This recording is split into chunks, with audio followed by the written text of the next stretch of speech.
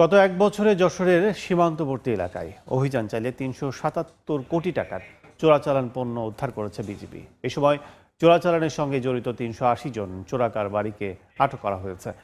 বৃহস্পতিবার বিকেলে বেনাপোল সদর বিজিবি ক্যাম্পে এক সংবাদ সম্মেলনে ৪৯ ব্যাটালিয়ন বিজিবি অধিনায়ক কর্নেল সাইফুল্লাহ সিদ্দিকী এসব তথ্য জানান। বলেন, জাতীয় সংসদ নির্বাচনকে নিরাপদ করতে গোপালগঞ্জ, নড়াইল ও যশোর জেলার ১৬টি উপজেলার ১১টি সংসদীয় আসনে মোট ২৯ প্লাটুন বিজিবি মোতায়েন করা হবে। এর মধ্যে সীমান্তবর্তী ২টি উপজেলায় বিজিবি এককভাবে এবং অন্যান্য উপজেলায় বিভিন্ন বাহিনীর সদস্যদের সাথে যৌথভাবে দায়িত্ব পালন করবে। ২০২৫ সালে সর্বমোট ৩৭৭ কোটি ৭৬ লক্ষ ৭৫,৬২০ টাকার অধিক মূল্যমানের চোরাচালান মালামাল আটক করতে সক্ষম হয়েছে।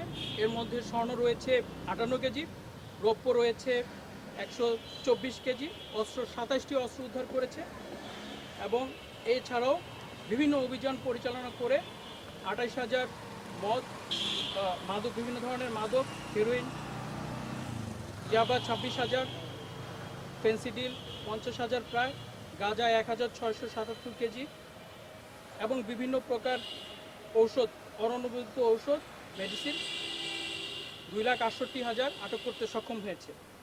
আসন্ন ত্রয়োদশ জাতীয় সংসদ নির্বাচন উপলক্ষে যশোর ব্যাটালিয়ন তার দায়িত্বপূর্ণ এলাকায় বিশেষ করে ৩টি জেলা যশোর, নড়াইল এবং গোপালগঞ্জ জেলায় ১৬টি উপজেলায় ১১টি সংসদীয় আসনে ২৯ প্লাটুন বিজিবি মোতায়েনের মাধ্যমে নির্বাচন প্রক্রিয়া সুষ্ঠু এবং সম্পন্ন করার জন্য কার্যক্রম চলমান রেখেছে।